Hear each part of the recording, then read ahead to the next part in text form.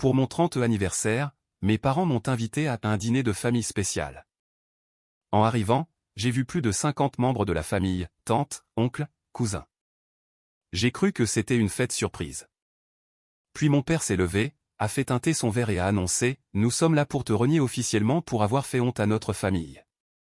Tout le monde me fixait, attendant ma réaction. J'ai saisi le micro et j'ai dit « Je suis un grade. J'ai 30 ans. Et il y a 3 semaines, mes propres parents m'ont organisé une fête d'anniversaire, juste pour me renier publiquement devant toute la famille. 53 parents, des tantes, des oncles, des cousins que je n'avais pas vus depuis des années, tous réunis dans une salle privée du plus beau restaurant de la ville. Je suis entré en pensant que c'était une fête surprise. J'en suis ressorti. Eh bien, je vais y venir. Mais voici ce que mes parents ignoraient. Ils n'étaient pas les seuls à avoir un plan ce soir-là. Et la femme assise dans le coin, la tante qu'ils avaient effacée de notre famille il y a 20 ans, elle attendait ce moment. Avant de vous ramener à cette nuit-là, prenez un moment pour liker et vous abonner, mais seulement si cette histoire résonne vraiment en vous. Aussi, j'aimerais savoir d'où vous regardez ça en ce moment. Laissez votre localisation et leur local dans les commentaires. Maintenant, laissez-moi vous ramener 4 semaines en arrière, au coup de fil qui a tout déclenché. J'avais les coudes enfoncés dans l'argile humide lorsque mon téléphone a vibré. L'atelier sentait la terre et le café, et j'ai failli ne pas répondre. Puis j'ai vu le nom sur l'écran. Maman. Ma mère n'appelait pas. Elle envoyait des SMS courts et secs, qui se lisaient comme des ordres. Alors, quand son nom a illuminé mon téléphone, mon estomac s'est noué étrangement. J'ai essuyé mes mains sur mon tablier, et j'ai décroché. Un grade. Sa voix était mielleuse, douce, presque chaleureuse. C'était le premier drapeau rouge. J'espère que je n'interromps pas ton petit passe-temps. Je travaille, maman. Qu'est-ce qu'il se passe? Ton père et moi avons discuté. Elle fit une pause, laissant les mots flotter. Il est temps que la famille se réunisse pour ton 30e anniversaire. J'ai failli laisser tomber le téléphone. En 30 ans, ma mère n'avait jamais considéré mon anniversaire comme un jour spécial. La plupart des années, elle l'oubliait complètement. Pour mes 25 ans, je m'étais assise près du téléphone toute la journée. Personne n'avait appelé. Pas elle, pas papa, pas Meredith. Un dîner de famille, me suis-je entendu dire. Pour mon anniversaire? Toute la famille veut te voir. Son ton s'est légèrement durci. Ne sois pas en retard. Samedi, 19h. Au Sterling. Le Sterling. Le restaurant le plus cher de la ville. L'endroit où mes parents avaient annoncé l'admission de Meredith en école de médecine. L'endroit où ils célébraient tout ce qui comptait pour eux. Je serai là, ai-je dit. Bien. Clic. Je suis resté debout dans mon atelier, le téléphone toujours pressé contre mon oreille, écoutant le silence au bout du fil. Mes mains tremblaient, laissant des empreintes d'argile sur l'écran. Quelque chose ne tournait pas rond. Mais l'espoir, cette chose traître et têtue, chuchotait au fond de mon esprit. Peut-être qu'ils ont changé. Peut-être que cette fois, ce sera différent. J'aurais dû écouter mon instinct à la place. 2 jours plus tard, Meredith s'est pointée à mon atelier. Elle ne venait jamais me voir. Pas une seule fois en 3 ans, depuis que j'avais ouvert cet endroit.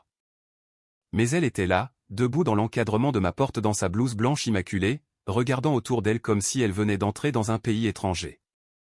Sympa, l'espace, a-t-elle dit. Ce n'était pas un compliment. Qu'est-ce que tu veux, Meredith? Elle a pris un vase en céramique, l'a retourné, et l'a reposé négligemment. Je pensais à la maison de grand-mère. Voilà, on y était. La vraie raison. La maison de la plage n'est pas à vendre. Elle est juste là, un grade, m'a-t-elle finalement regardé, vide, alors que ma clinique se noie sous les dettes. Grand-mère me l'a laissée. C'était sa décision. La mâchoire de Meredith s'est crispée. Grand-mère est morte. Elle n'a pas besoin d'une maison de plage. Mais j'ai besoin de capital.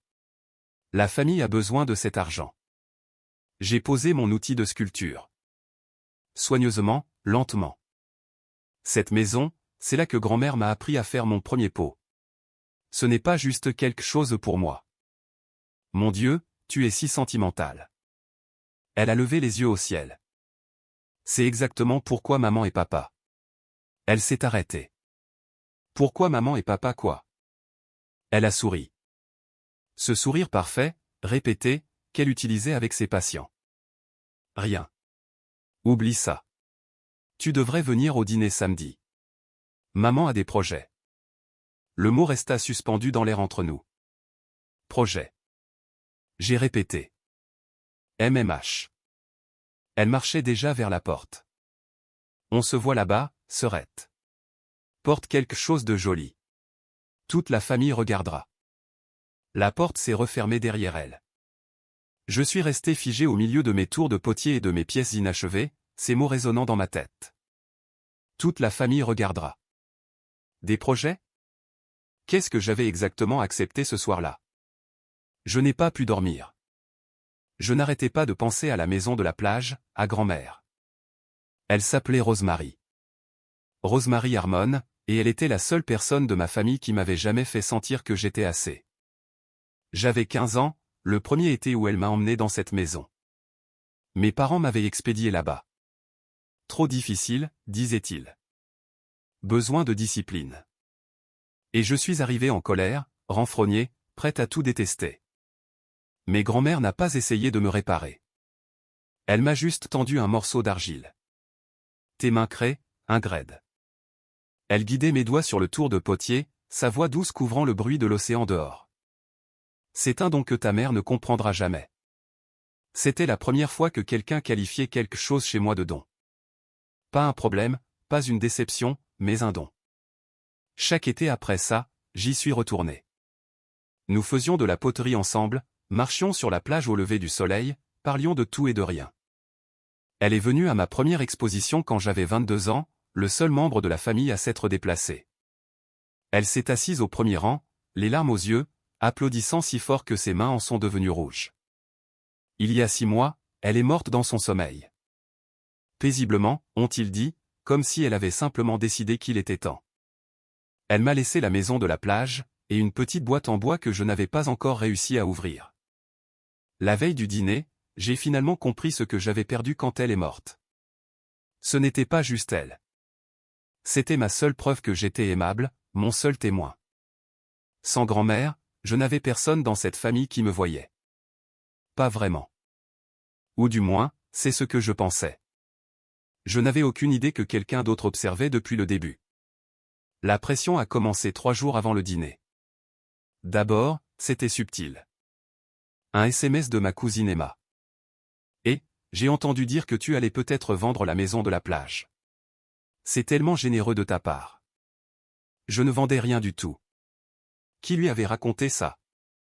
Puis papa a appelé. Sa voix était glaciale. Ta mère est très contrariée, Ingrid. J'ai serré le téléphone plus fort. À propos de quoi? La maison. Tu sais très bien à propos de quoi.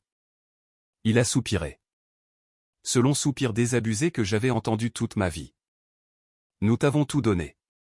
Nous avons soutenu tes activités artistiques, même quand elles nous embarrassaient. Et maintenant, quand la famille a besoin de toi, tu refuses d'aider. Grand-mère me l'a laissé, papa, dans son testament.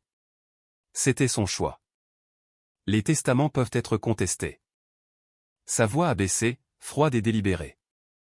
La loyauté envers la famille ne devrait pas avoir à l'être. La menace flottait dans l'air entre nous. J'ai senti ma poitrine se serrer. Est-ce que j'étais égoïste? La question me hantait depuis des semaines. La clinique de Meredith était en difficulté. Je le savais. Mes parents avaient versé des sommes folles dans son éducation, sa carrière, et j'étais là, assis sur une propriété valant plus d'1 million de dollars. Mais chaque fois que j'envisageais de céder, j'entendais la voix de grand-mère. Promets-moi, ma chérie. Ne les laisse jamais te rendre petite. Si tu te souciais vraiment de cette famille, a continué papa, tu ferais ce qu'il faut. Viens dîner. Nous en discuterons entre adultes. Et si je ne suis pas d'accord pour vendre? Silence, puis, alors, je suppose que nous saurons où se trouvent tes priorités. Il a raccroché. Je suis restée assise dans le noir pendant un long moment cette nuit-là, à faire les calculs. Si je vendais la maison, je perdrais le dernier morceau d'elle. Si je la gardais, je les perdrais eux. Mais quelque part au fond de moi, une voix chuchotait, « Les as-tu vraiment jamais eus ?» La veille du dîner, j'ai sorti la robe. C'était de la soie bleu canard, longue jusqu'au sol, avec de délicates perles argentées le long de l'encolure. Grand-mère me l'avait offerte pour mon 21e anniversaire. Pour quand tu auras besoin de te sentir puissante, avait-elle dit. Je ne l'avais pas portée depuis ses funérailles. Je l'ai posée sur mon lit et je l'ai fixée, essayant de me convaincre que demain se passerait bien. Que mes parents voulaient sincèrement me célébrer. Que la remarque de Meredith sur les projets ne signifiait rien. Mon téléphone a vibré. Numéro inconnu. Le message était court. N'y va pas demain. Ce n'est pas ce que tu penses. Mon cœur s'est arrêté. J'ai tapé en retour, qui est-ce? 3 points sont apparus, puis plus rien. Quand j'ai essayé d'appeler, le numéro était déjà déconnecté. Je me suis assise au bord de mon lit, le téléphone à la main, le pouls battant la chamade. Une blague, un faux numéro, ou autre chose? Mes yeux ont dérivé vers la boîte en bois sur ma table de nuit. La boîte de grand-mère, celle que j'avais eu trop peur d'ouvrir. Doucement, j'ai soulevé le couvercle. À l'intérieur, il y avait une lettre manuscrite pliée soigneusement, et en dessous, une vieille photographie. 2 jeunes femmes se tenant bras dessus, bras dessous, en train de rire. L'une était clairement ma mère, des décennies plus jeune. L'autre, je ne la reconnaissais pas. J'ai déplié la lettre. L'écriture de grand-mère. Tremblante mais lisible. Ma très chère Ingrid. Je ne pouvais pas la lire. Pas encore. Si je la lisais ce soir, je perdrais tout le courage qu'il me restait. J'avais besoin de croire, juste pour un jour de plus, que mes parents pouvaient réellement m'aimer. J'ai glissé la lettre dans mon sac à main, juste au cas où. Puis j'ai accroché la robe bleu canard à ma porte et j'ai essayé de dormir. Demain, tout allait changer. Je ne savais juste pas à quel point. Le sterling avait l'air différent la nuit. Des lustres en cristal, des nappes blanches, le genre de silence qui coûte cher. Je n'étais venu ici que 2 fois auparavant, les 2 fois pour Meredith. L'hôtesse a souri quand j'ai donné mon nom. Ah oui, le groupe Spencer. Par ici. Elle m'a conduite dans un couloir bordé de peinture à l'huile, passé la salle à manger principale, et à travers une paire de lourdes portes en chêne. Votre salle privée, a-t-elle dit, en les ouvrant. 53 visages se sont tournés pour me regarder. Je me suis figé sur le seuil. Des tantes, des oncles, des cousins. Des gens que je n'avais pas vus depuis l'enfance. Des grands-tantes dont j'avais oublié l'existence. Des cousins au second degré que je ne pouvais pas nommer. Ils remplissaient une immense table en forme de U qui dominait la pièce. Tous habillés dans leurs vêtements du dimanche. Tous en train de me fixer. Mon cœur martelait. C'était une fête surprise. Ça devait l'être. Tous ces gens réunis pour moi. Mais il n'y avait pas de ballon, pas de serpentin, pas de gâteau. Personne n'a crié joyeux anniversaire. Juste du silence, et des regards fixes.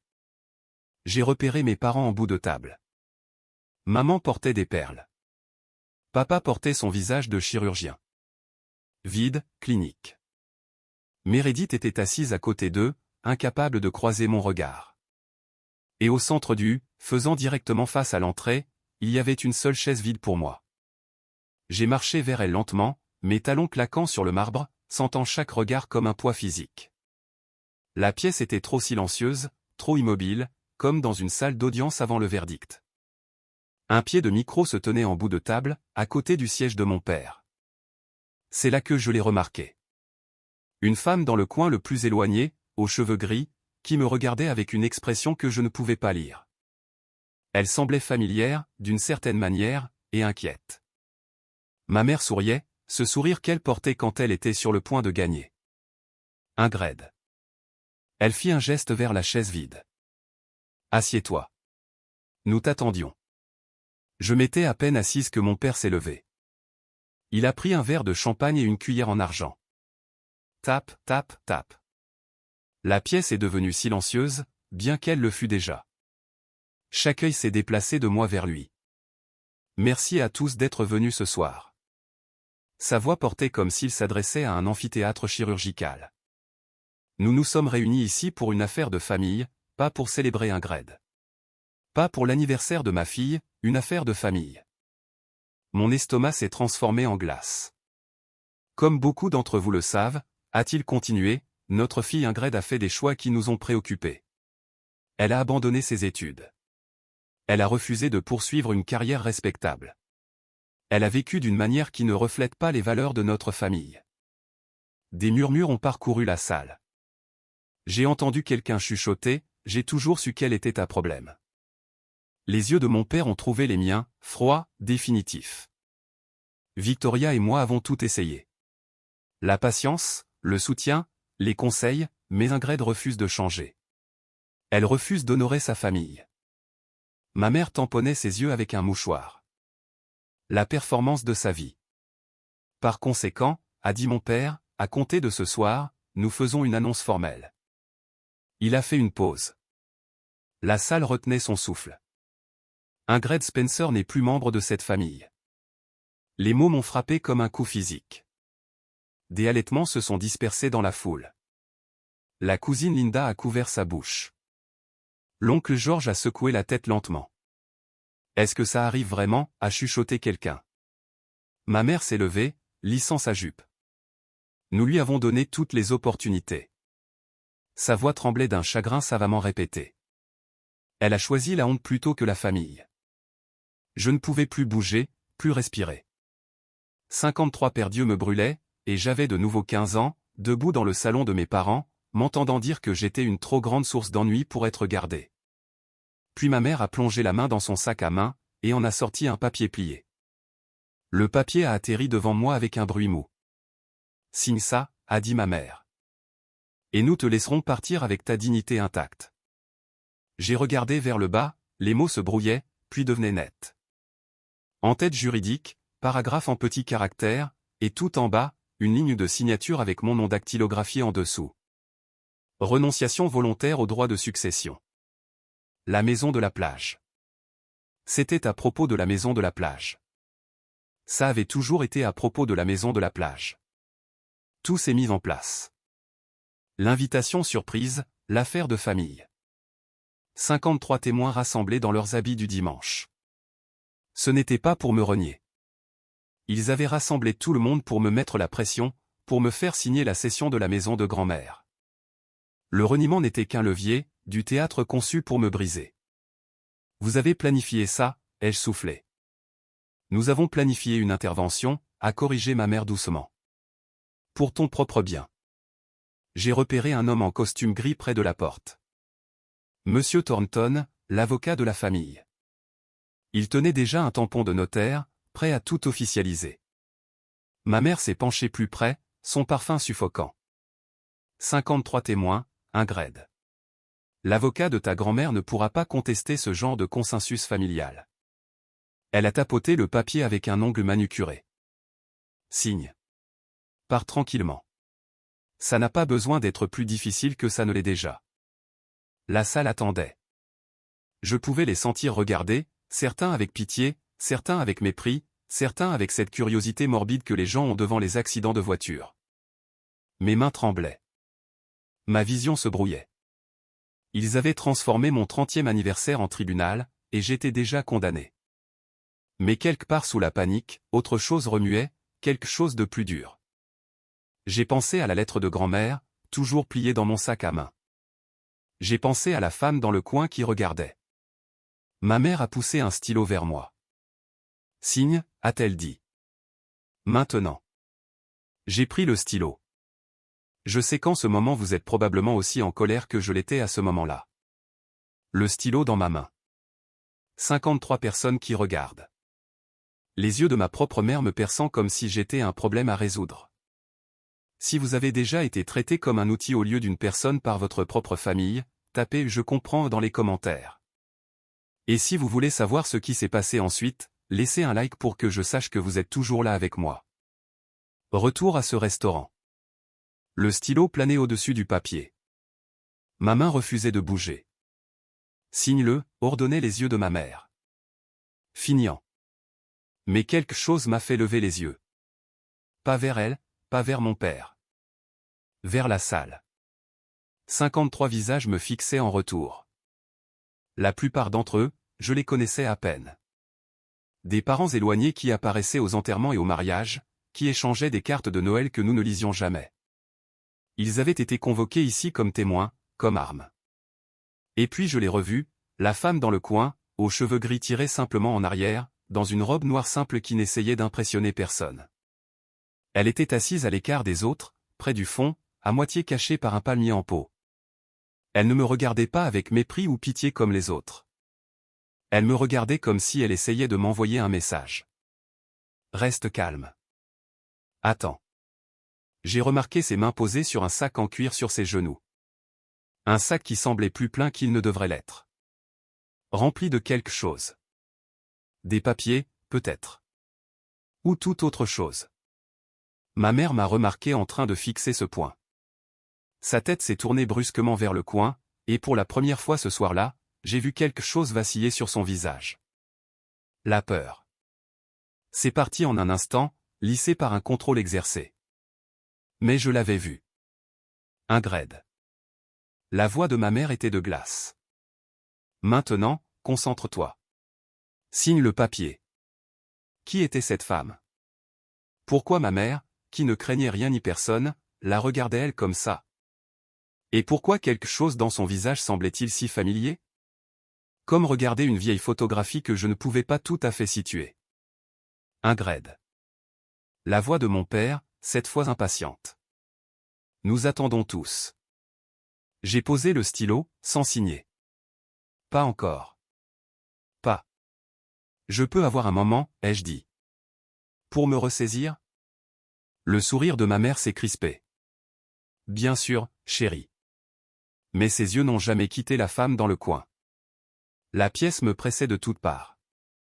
Les murmures, les regards, le poids de 53 jugements. Mais dans le chaos, j'ai entendu une autre voix, douce, familière, parlant depuis quelque part au fond de ma mémoire. Ne les laisse jamais te rendre petite, ma chérie. Et s'ils essaient, tu as tout ce dont tu as besoin. Grand-mère m'avait dit ça la dernière fois que je l'avais vue, 2 semaines avant sa mort. Elle m'avait tenu les mains, les siennes si fines à ce moment-là, si fragiles, et m'avait regardé avec des yeux qui brûlaient encore d'éclat. Je t'ai laissé plus qu'une maison, Ingrid. Sa voix avait été à peine un murmure, mais féroce. Je t'ai laissé la vérité.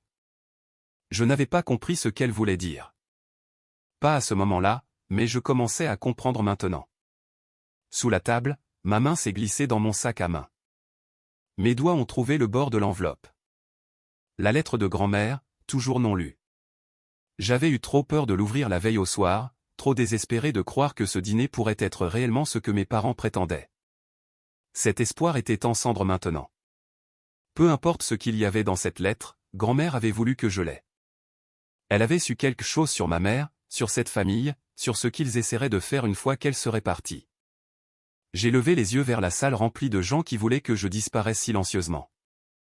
Vers ma mère, qui avait orchestré cette exécution publique, vers mon père, qui ne pouvait pas croiser mon regard.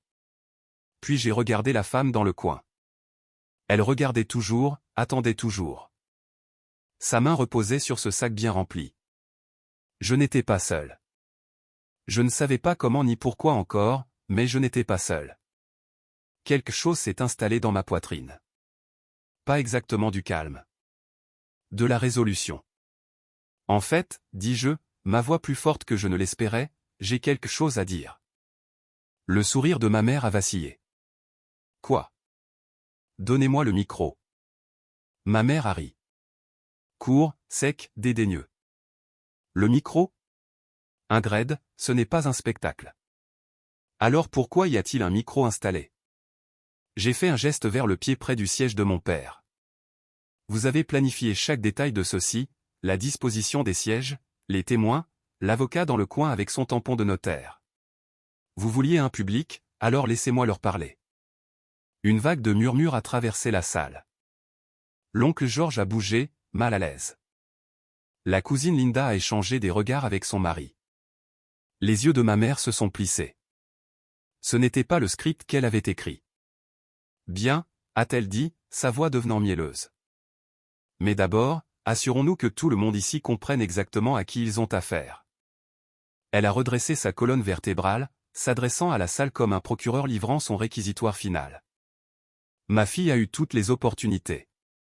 Nous avons proposé de payer l'école de médecine. Elle a refusé. Nous lui avons offert un poste au cabinet familial. Elle a choisi de jouer avec de l'argile à la place. Quelqu'un a ricané. Je ne pouvais pas dire qui. Sa première exposition en galerie. La voix de ma mère dégoulinait de pitié. 3 personnes y ont assisté. 3. L'une d'elles était un sans-abri cherchant du vin gratuit. La chaleur m'est montée au visage. Cette exposition avait eu lieu il y a 8 ans. J'avais pleuré pendant une semaine après, et elle avait gardé ça. Elle avait militarisé mon moment le plus bas pour l'utiliser contre moi maintenant. Et quand elle avait 23 ans, a continué ma mère, sa voix montant, désespérée et fauchée. Savez-vous ce qu'elle a fait? Elle est venue vers nous en suppliant, en mendiant de l'argent. Elle s'est tournée vers moi, le triomphe dans les yeux. Elle a toujours été la faible. Émotionnelle, instable. Est-ce vraiment la personne que vous voulez voir s'accrocher à la succession de mère? Mes yeux brûlaient. Mais je ne pleurais pas. Pas ici. Pas pour elle. Tu as fini, ai-je demandé doucement. Ma mère a souri. Chérie, je ne fais que commencer. Elle n'avait aucune idée. Moi aussi. C'est là que Meredith s'est levée.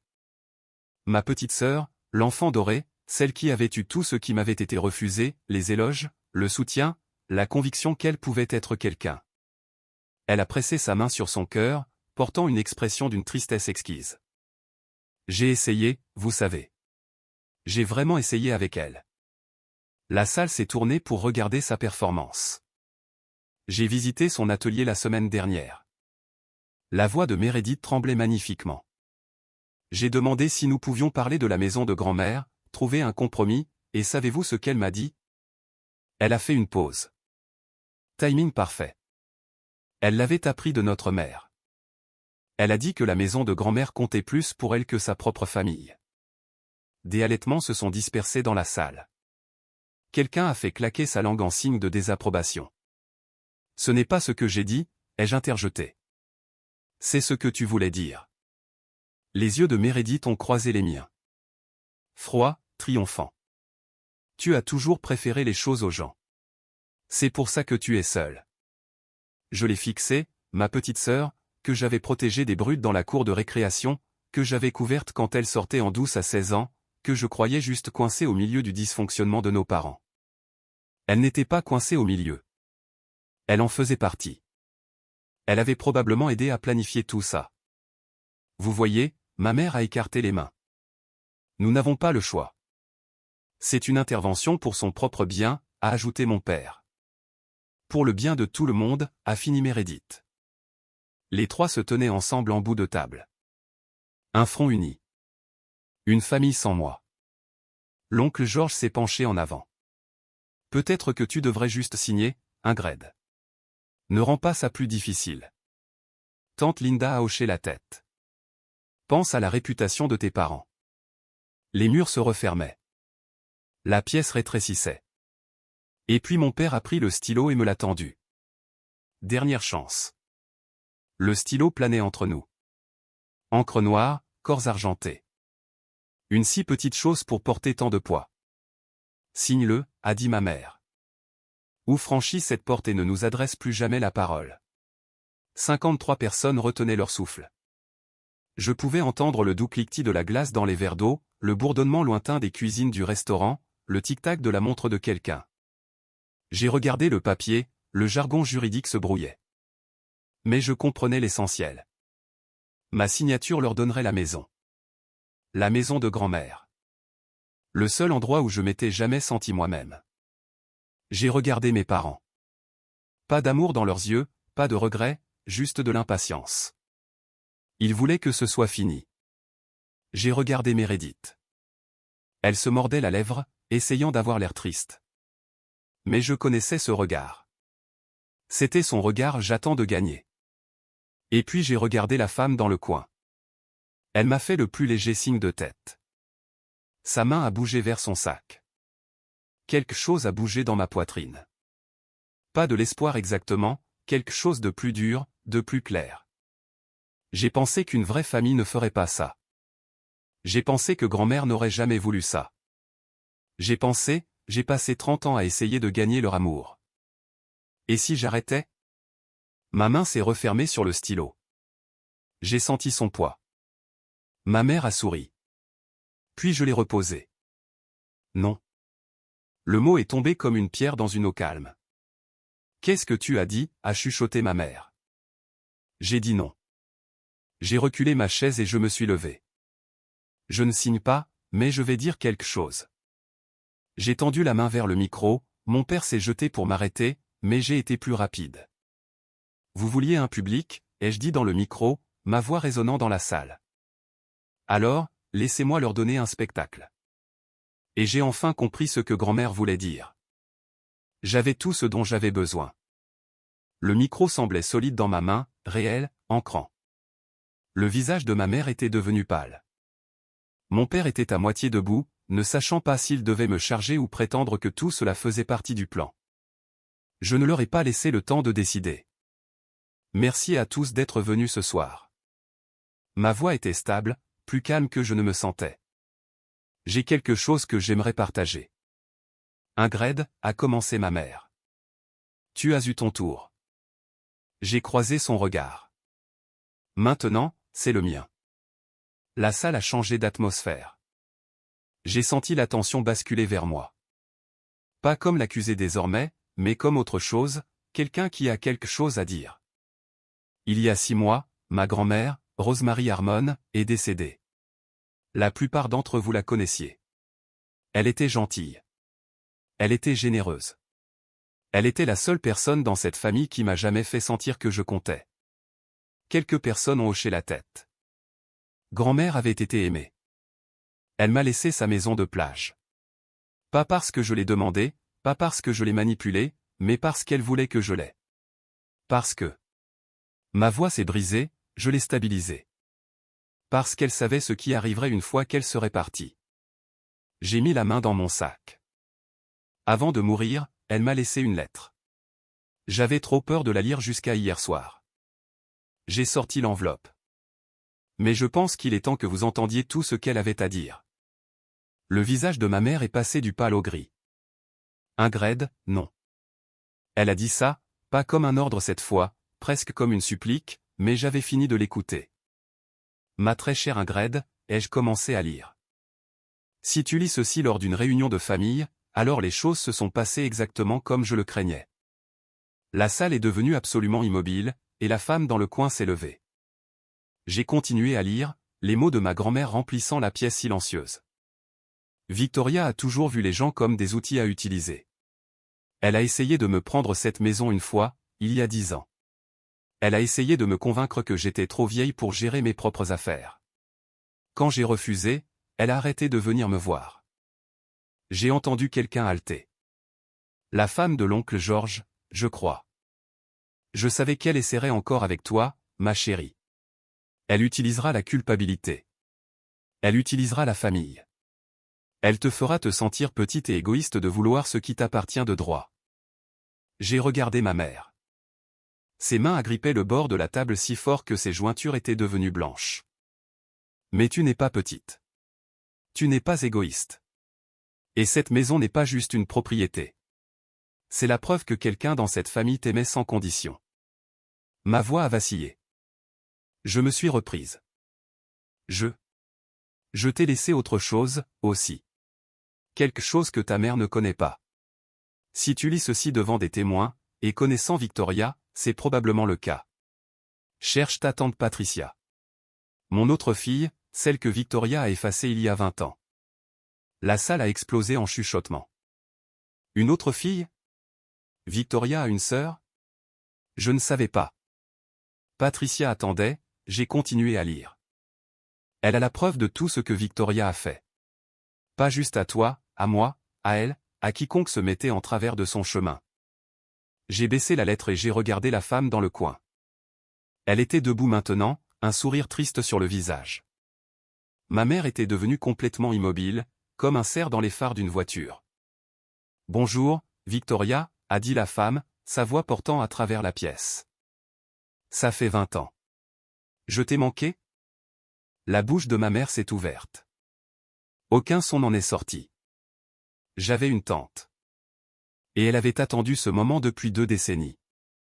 Patricia a marché vers la table, et la foule s'est écartée pour elle comme de l'eau. Elle bougeait avec le calme de quelqu'un qui avait répété ce moment 1000 fois dans sa tête. Chaque pas mesuré, chaque respiration contrôlée. « Maman m'a invité », a-t-elle dit, s'adressant à la salle. Avant de mourir. Elle a dit, quand Victoria fera son coup, sois là pour un grade. Tu n'as pas le droit d'être ici. Ma mère a trouvé sa voix, stridente et craquante. Tu as été coupé des vivres. Tu ne fais pas partie de cette famille. J'ai été coupé parce que j'ai menacé de dire la vérité. Patricia s'est arrêtée au bord de la table, directement en face de Victoria. Il y a 20 ans, j'ai découvert ce que tu faisais avec les comptes de maman. Détournement d'argent, falsification de sa signature, l'isolant de quiconque pourrait remarquer quelque chose. Les murmures ont grandi. L'oncle Georges s'est levé à moitié, puis s'est rassis. Des mensonges, a sifflé ma mère. Elle a toujours été jalouse, instable. C'est ce que tu as raconté à tout le monde. Patricia a hoché la tête lentement. Que j'étais folle, délirante, que maman ne pouvait pas me faire confiance. Elle s'est tournée pour faire face à la salle. Mais maman ne t'a jamais cru.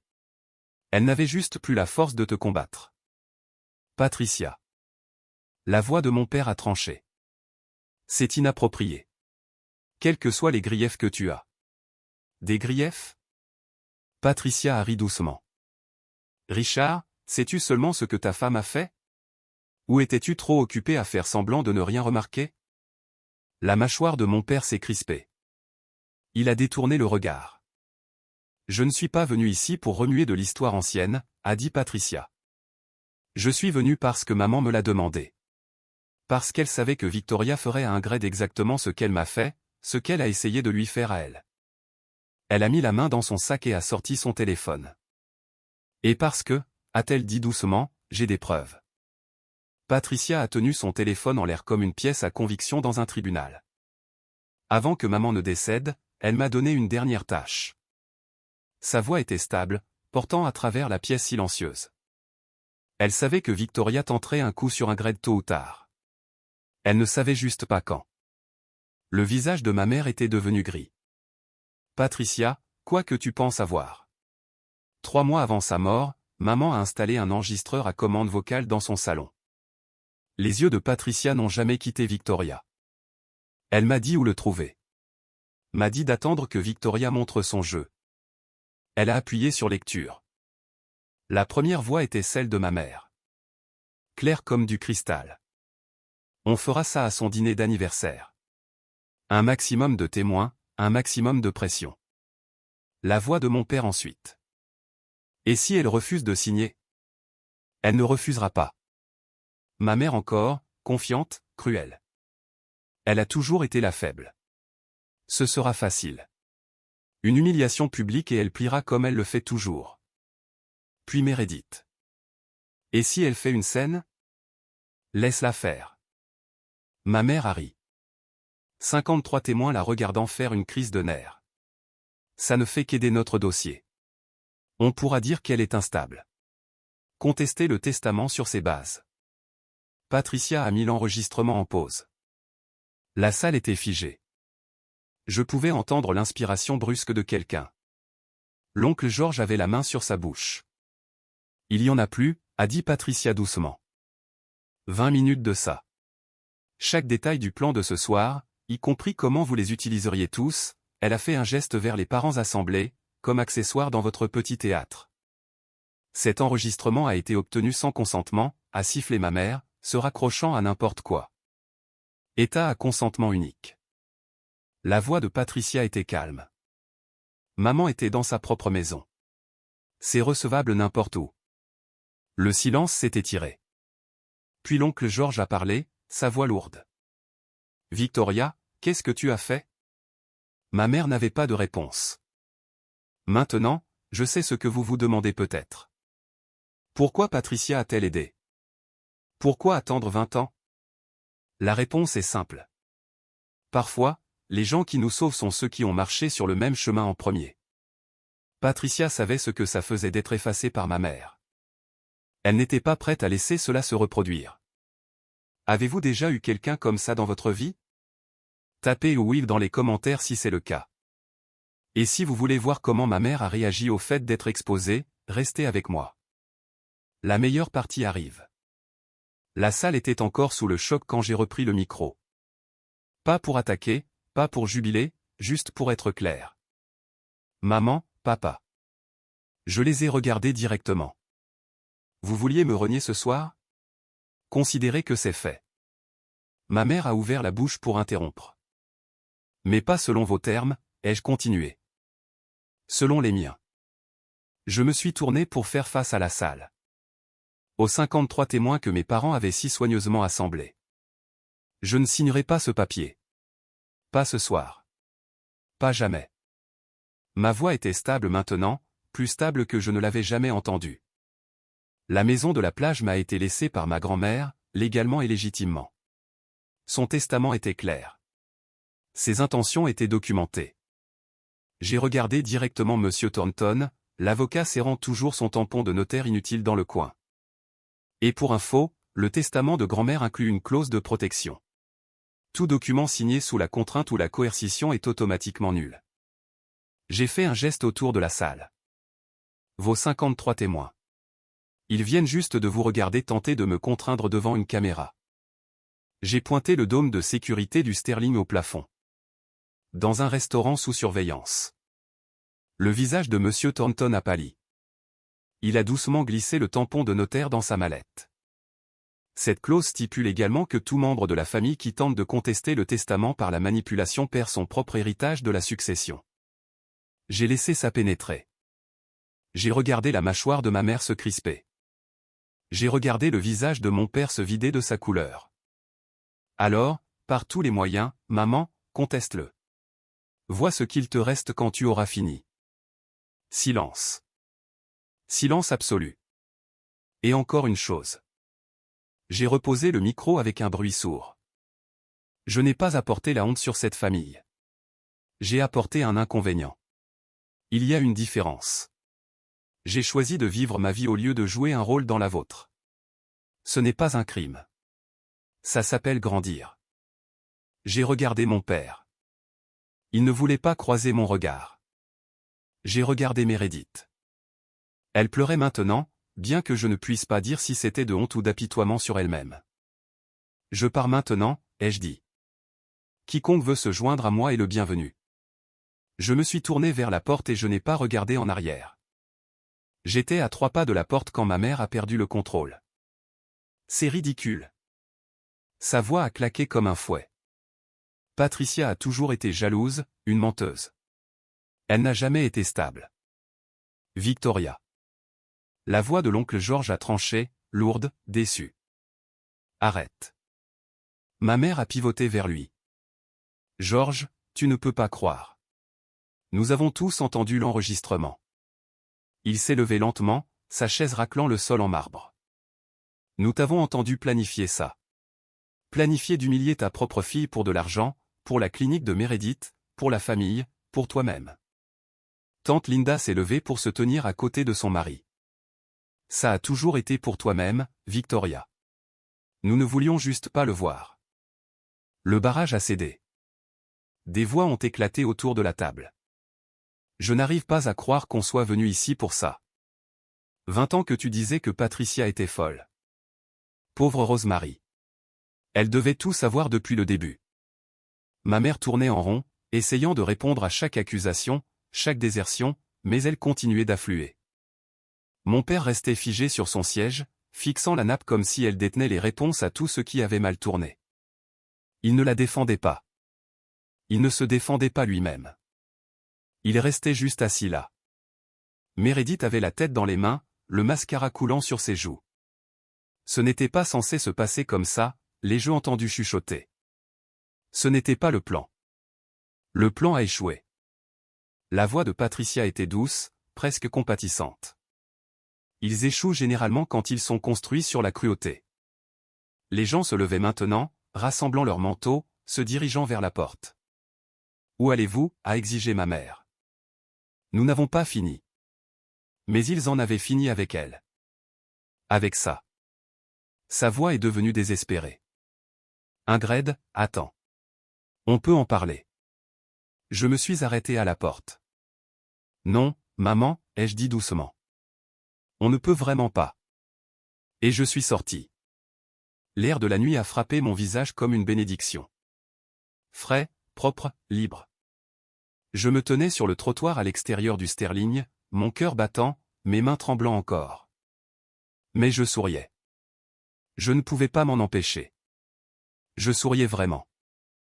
Ingrid, attends. Je me suis retourné. 3 silhouettes se précipitaient hors de la porte du restaurant. De jeunes visages, des visages inquiets. Emma, Tyler et Lily, mes plus jeunes cousins. Emma m'a rejointe la première, légèrement essoufflée. Est-ce qu'on peut venir avec toi? J'ai cligné des yeux. Quoi? On ne veut pas rester là-dedans. Tyler a pointé son pouce vers le restaurant. C'était insensé. Ce qu'ils ont essayé de te faire. Lily a hoché la tête vigoureusement. Elle n'avait que 19 ans, la plus jeune des 3. Ma mère a toujours dit que je devrais être plus comme Meredith, mais je pense. Elle a hésité, puis a carré les épaules. Je pense que je préférerais être comme toi. Quelque chose s'est fissuré dans ma poitrine. Pas de la douleur cette fois. Quelque chose de plus chaud. Vous êtes sûr, ai-je demandé. Tes parents peuvent faire leur propre choix, a dit Emma fermement. Tout comme nous pouvons faire les nôtres. Derrière eux, je pouvais voir plus de gens sortir du Sterling. Certains montaient rapidement dans des voitures, tête baissée, voulant échapper aux retombées. D'autres se tenaient en petits groupes, parlant à voix basse et pressante. Et à travers les portes vitrées, je pouvais encore voir ma mère. Elle se tenait seule maintenant, les bras enroulés autour d'elle-même, regardant tout le monde partir. Vous regretterez ça. Sa voix portait à travers la porte, étouffée mais audible. Vous tous. Personne ne s'est retourné. Venez, ai-je dit à mes cousins. Il y a un dîner à 2 pâtés de maison d'ici. J'aurais bien besoin de café et de tarte, a ajouté Tyler. Définitivement de la tarte. Nous nous sommes éloignés ensemble, nous 4, une nouvelle sorte de famille. Derrière nous, la porte du Sterling s'est refermée. Cette nuit-là, après le dîner, après avoir dit au revoir aux cousins, je suis rentré seul chez moi. Mon appartement semblait différent, plus petit d'une certaine façon, mais aussi plus sûr. Je me suis assise sur mon lit dans le noir, portant toujours la robe bleu canard, et je me suis laissé ressentir tout ce que j'avais retenu. J'ai pleuré, pas le genre de pleurs jolis, mais le genre désordonné, laid, avec des soubresauts, le genre qui vient après des années à retenir son souffle et à finalement lâcher prise. Mon téléphone vibrait constamment. Des SMS de numéros que je ne reconnaissais pas. Des messages vocaux que je ne pouvais pas me résoudre à écouter. J'imaginais ma mère laissant des messages de plus en plus frénétiques, alternant entre rage et fausse douceur. J'ai éteint le téléphone. Dans le silence, j'ai pensé à ce que j'avais perdu cette nuit-là. Mes parents, ma sœur, le fantasme que si j'essayais juste assez fort, ils m'aimeraient. Mais ce fantasme me blessait depuis 30 ans. Il était temps de le laisser mourir. J'ai pensé au regard sur le visage de mon père quand l'enregistrement a été diffusé. Pas de choc, pas d'horreur, juste de la résignation. Il savait. Il avait toujours su de quoi ma mère était capable. Il avait juste choisi de regarder ailleurs. J'ai pensé à Meredith pleurant dans ses mains. Pas pour moi, pour elle-même, pour l'argent qu'elle n'allait pas avoir, le renflouement qui ne viendrait pas. Il ne m'avait jamais vu comme une fille ou une sœur. J'étais une ressource, un problème, une pièce sur leur échiquier, tout comme grand-mère l'avait dit. Mais plus maintenant. J'ai ramassé la lettre de grand-mère là où je l'avais laissée tomber sur ma table de nuit. J'ai relu les dernières lignes. Ne pleure pas la famille que tu méritais, ma chérie. Construis celle que tu choisis. J'ai plié la lettre soigneusement et l'ai tenue contre ma poitrine. D'accord, grand-mère. Je le ferai. Les retombées sont arrivées plus vite que je ne le pensais. Emma m'a appelé une semaine plus tard avec des nouvelles, sa voix brillante d'une joie vengeresse. L'oncle George et la tante Linda ont retiré leur investissement de la clinique de Meredith, a-t-elle rapporté. Ils ont dit qu'ils ne pouvaient pas faire confiance au jugement financier de la famille après ce dont ils ont été témoins. Je me suis adossé à ma chaise d'atelier. C'est significatif. Il y a mieux. Emma était pratiquement surexcitée. 3 des amis d'église de maman ont arrêté de lui parler. Le bruit a couru sur l'intervention d'anniversaire. Les gens l'appellent comme ça maintenant, comme si c'était un scandale. C'était un scandale. Ma mère avait construit toute son identité autour du fait d'être la matriarche parfaite, respectable, admirée, en contrôle. Maintenant, tout le monde connaissait la vérité. Et ton père, ai-je demandé prudemment. Il s'est retiré du club de golf. La voix d'Emma s'est adoucie. Il a dit à quelqu'un qu'il prenait du temps pour réfléchir. Je pense que c'est un code pour dire trop embarrassé pour montrer son visage. Une semaine après ça, Meredith m'a appelé. J'ai failli ne pas répondre. Tu as tout gâché. Sa voix était à vif, brisée. Ma clinique va peut-être devoir fermer maintenant. J'ai fermé les yeux. Ce n'est pas mon fardeau à porter, Meredith. Ça ne l'a jamais été. C'est un fardeau familial. Non, c'était un fardeau de Meredith que tu as essayé de rendre mien. Il y a une différence. Silence sur la ligne. Puis, je n'arrive pas à croire que tu nous aies fait ça.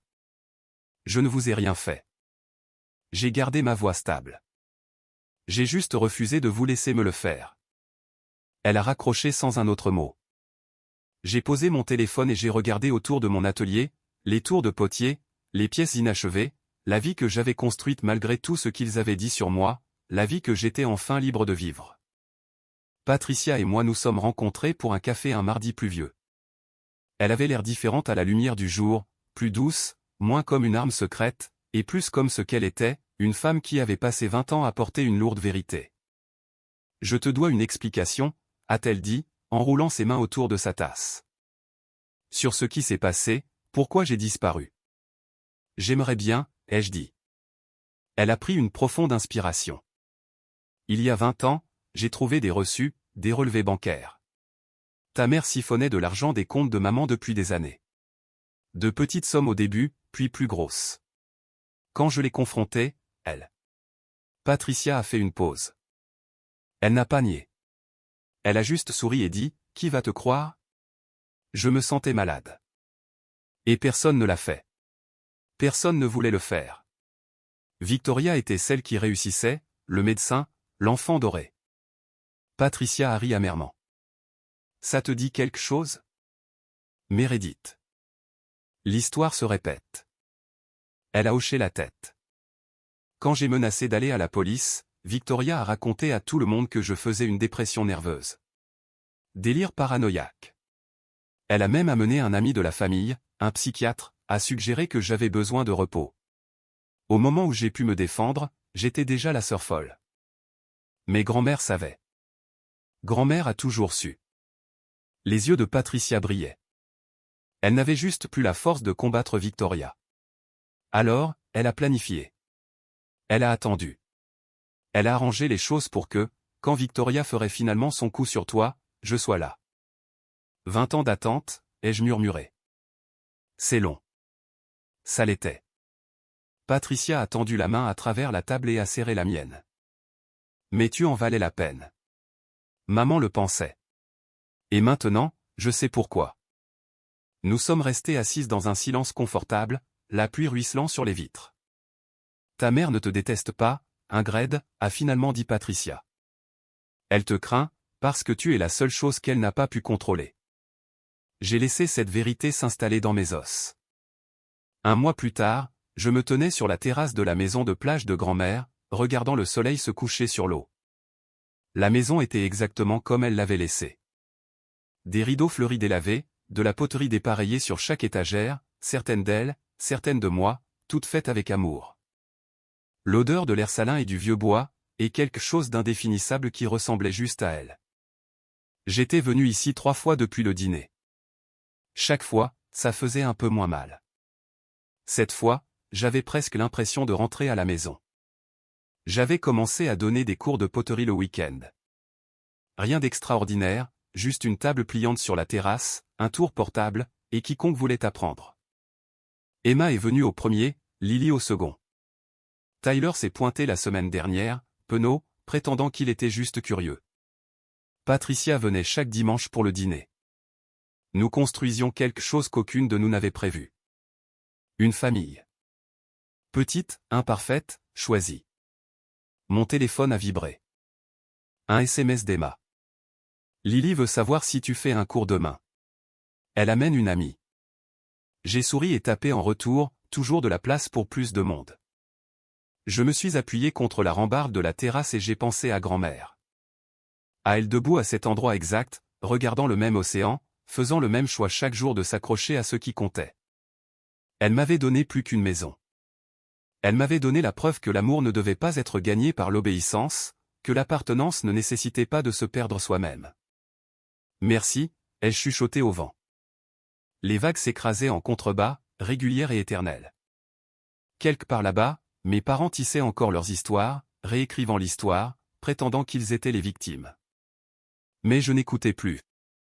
J'avais de la poterie à faire, des élèves à enseigner, une vie à vivre, et pour la première fois en 30 ans, j'étais exactement là où je devais être. L'appel est arrivé un jeudi matin. J'étais en train de tailler un vase quand mon téléphone s'est allumé avec un nom que j'avais bloqué 2 fois déjà. Maman. J'ai hésité. Puis, pour des raisons que je ne comprends toujours pas complètement, j'ai répondu. Ingrid.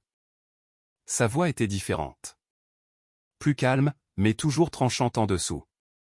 Ton père reconsidère son testament. Pas de bonjour. Pas de comment vas-tu. Juste directement au levier de pression. Je vois. Si tu t'excuses publiquement et que tu cèdes la maison de la plage, nous pourrions reconsidérer ta place dans la famille. J'ai posé mon outil de taille. J'ai regardé par la fenêtre vers l'océan. Maman, ai-je dit lentement. Je vais dire ça une fois. J'écoute. Je n'ai pas besoin de votre testament. J'ai tout ce dont j'ai besoin. Je n'ai pas besoin de votre approbation. J'ai appris à vivre sans. Et je n'ai pas besoin d'une place dans une famille qui traite l'amour comme une transaction. Silence sur la ligne. Tu le regretteras, a-t-elle dit finalement. Quand tu seras vieille et seule. Je ne suis pas seule. J'ai pensé à Patricia, Emma, Tyler, Lily, les étudiants qui venaient chaque week-end pour apprendre. J'ai une famille. Une vraie famille. Ils ne portent juste pas ton nom. Je pouvais l'entendre respirer, sec, en colère. Mais maman, j'ai fait une pause, surprise par ce que j'étais sur le point de dire. Si jamais tu veux une vraie relation, pas du contrôle, pas de l'obéissance, juste de l'honnêteté. Ma porte est ouverte. Ce sont mes conditions. Le silence s'est étiré. Au revoir, Ingrid. Clic.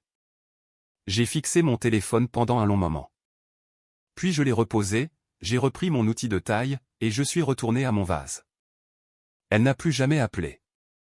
J'ai gardé ma porte ouverte de toute façon, pas parce que je m'attendais à ce qu'elle la franchisse, mais parce que je refusais de devenir elle. Certaines limites sont des murs, d'autres sont des invitations. J'ai choisi la seconde. Voilà donc mon histoire. Pour mon 30e anniversaire, mes parents ont essayé de me renier publiquement devant 53 parents. Ils pensaient que la honte me rendrait petite. Ils pensaient que la pression me ferait craquer. Ils avaient tort. Si vous regardez ceci et que vous reconnaissez votre famille dans la mienne, je suis désolé. Je suis tellement désolé. Vous savez ce que ça fait. La remise en question constante, la fin d'une approbation qui ne vient jamais. La façon dont vous vous tordez en forme de plus en plus petite, espérant que cette fois, cette version de vous sera enfin suffisante. Ce ne sera pas le cas, parce que le problème n'a jamais été vous. Je veux que vous sachiez quelque chose. Vous avez le droit de poser des limites. Vous avez le droit de partir. Vous avez le droit de choisir qui mérite une place dans votre vie et qui ne le mérite pas. Le sang ne fait pas la famille. Une histoire commune ne signifie pas l'amour. Et rester silencieux pendant que les gens vous blessent n'est pas de la loyauté. C'est de l'autodestruction. Mon 30e anniversaire était censé être mon moment le plus bas. Au lieu de cela, il est devenu mon tournant. La nuit où j'ai arrêté de demander la permission d'exister. La nuit où j'ai appris que les gens qui essaient le plus fort de vous rendre petit sont généralement ceux qui ont le plus peur de ce que vous allez devenir. 3 semaines plus tard, je suis debout dans la maison de ma grand-mère, construisant une vie dont elle aurait été fière. Enseignant, créant, apprenant à prendre de la place sans m'en excuser. Ce n'est pas facile. Certains jours, ça fait encore mal. Mais je n'échangerai cette douleur contre l'ancienne torpeur pour rien au monde. Ils voulaient me rendre petite. Au lieu de cela, ils m'ont montré exactement à quel point j'avais besoin de devenir grande. Et ça, je pense, est la meilleure vengeance de toutes. Une bonne vie vécue selon vos propres termes. Merci d'avoir été ici avec moi. Si cette histoire a touché quelque chose en vous, tapez une limite dans les commentaires, parce que c'est la leçon la plus importante que j'ai apprise. Et si vous voulez entendre plus d'histoires sur le fait de se défendre, appuyez sur s'abonner et activez les notifications pour ne jamais en manquer une. Consultez la description pour plus d'histoires comme celle-ci. Je vous verrai dans la prochaine vidéo. Et souvenez-vous, vous méritez des gens qui vous aiment sans condition. Prenez soin de vous.